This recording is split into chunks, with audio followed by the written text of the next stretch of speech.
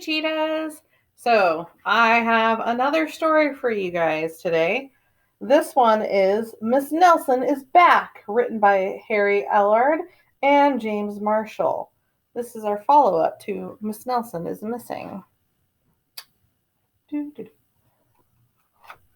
Miss Nelson is Back.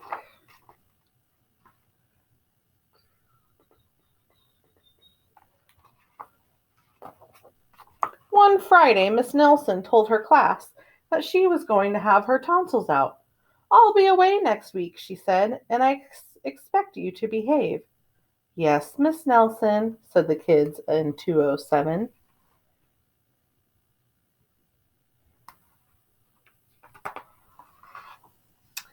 But at recess, it was another story. "Wow," said the kids, "while Miss Nelson is away, we can really act up." "Not so fast," said a big kid from 309. "Haven't you ever heard of Viola Swamp?" "Who?" said Miss Nelson's kids. "Miss Swamp is the meanest substitute in the whole world," said the big kid. "Nobody acts up when she's around." "Oh," said Miss Nelson's kids.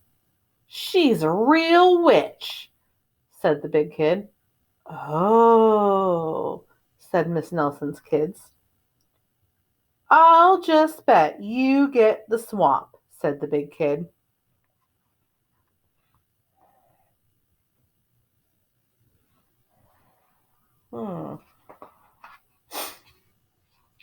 On Monday morning, Miss Nelson's kids were all in their seats. They were very nervous.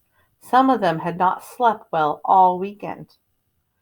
"If we get the swamp, I'll just die," said one kid. They heard footsteps in the hall. Slowly the knob turned and the door opened.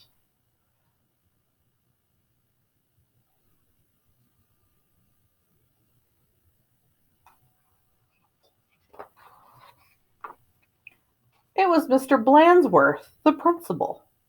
"I shall personally take over this class," he said. Miss Nelson's kids were so relieved. But they soon learned that Mr. Blansworth was not a lot of fun.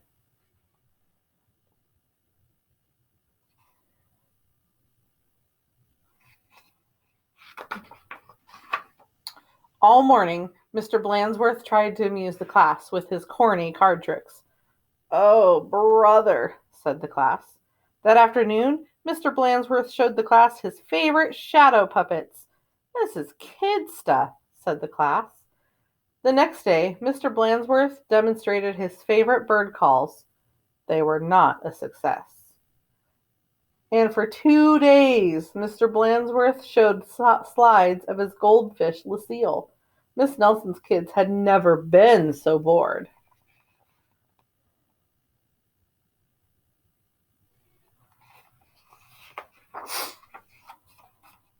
While dusting erasers in the schoolyard, 3 of the ringleaders of 207 discussed the situation. "Something will have to be done," they said. "We must get rid of Blansworth."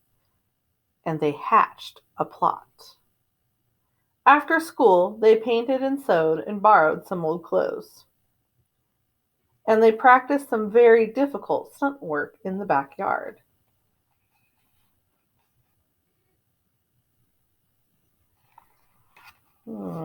What are they up to? The next day, they weren't in class. "That's too bad," Mr. Blansworth. "They'll miss all the excitement." Mr. Blansworth was about to show the class his collection of ballpoint pens from all over the world when someone came to the door. Slowly the knob turned and the door opened. "Oh, look," said the class. "Miss Nelson is back." A tall and lumpy Miss Nelson tottered into the room. Mr. Blansworth was surprised. "You're back sooner than we expected," he said. The tall and lumpy Miss Nelson didn't speak. Said the kids. "Her throat must still be sore."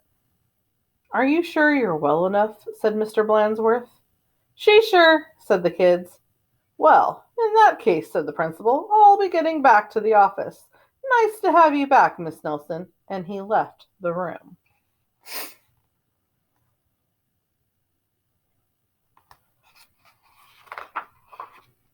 Hot dog! Cried the class. We got rid of Blandsworth. Now we can do just as we please. And at the stroke of 10, the kids from 207 left the building. No one stopped them. They went straight to the movies where they saw The Monster That Ate Chicago twice. This is really living, they said. Afterwards, they went to Lulu's where they stuffed themselves silly, but soon they made a serious mistake.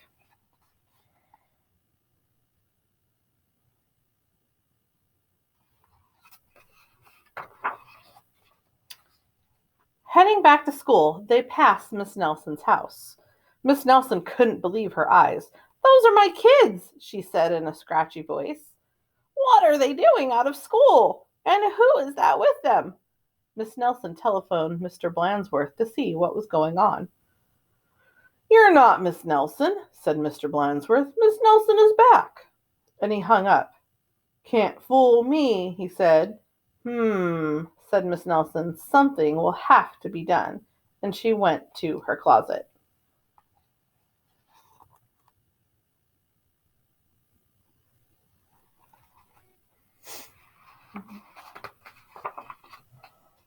Back in 207, Miss Nelson's kids were spending an agreeable afternoon. They were very pleased with themselves. We should do this more often, they said. They did not notice the figure out in the hall. Slowly, the knob turned and the door opened.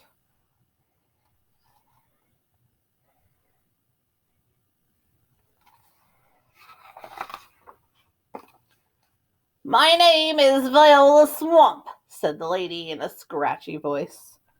Yipes! Cried the kids. The swamp! That's right, said Miss Swamp, and I'm here to whip this class into shape. Get back to those desks on the double. The class did as it was told. The big kid from 309 was certainly right. Miss Swamp was a real witch.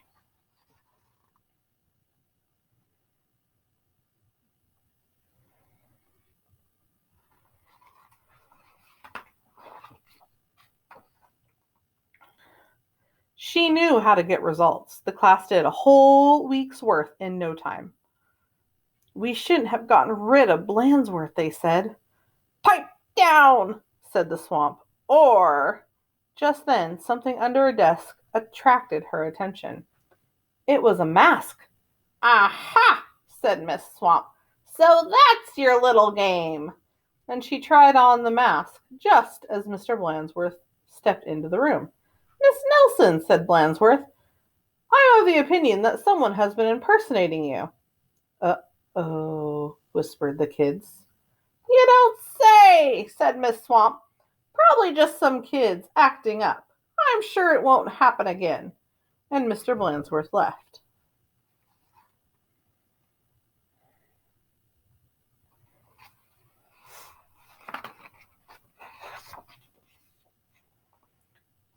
And it won't, will it? Said Miss Swamp to the class.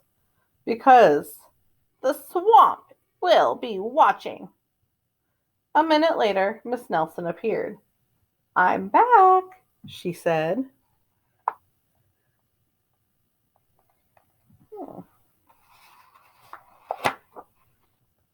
Hot dog, cried the kids. We are glad to see you. Didn't you have fun with Mr. Blandsworth? Asked Miss Nelson. Said the kids. They decided not to mention Miss Viola Swamp, but they wondered why Miss Nelson hadn't seen her in the hall. The end. So, what happens when we misbehave? You could end up with something worse, right? Yep, I think that's what the kids in this class learned. So now the real question is, why didn't Miss Nelson see Miss Viola Swamp in the hall? Who is Viola Swamp? Do we think it could be Miss Nelson? Guess we'll have to wait and find out. All right. Bye, cheetahs. Have a great day. And remember, happy reading.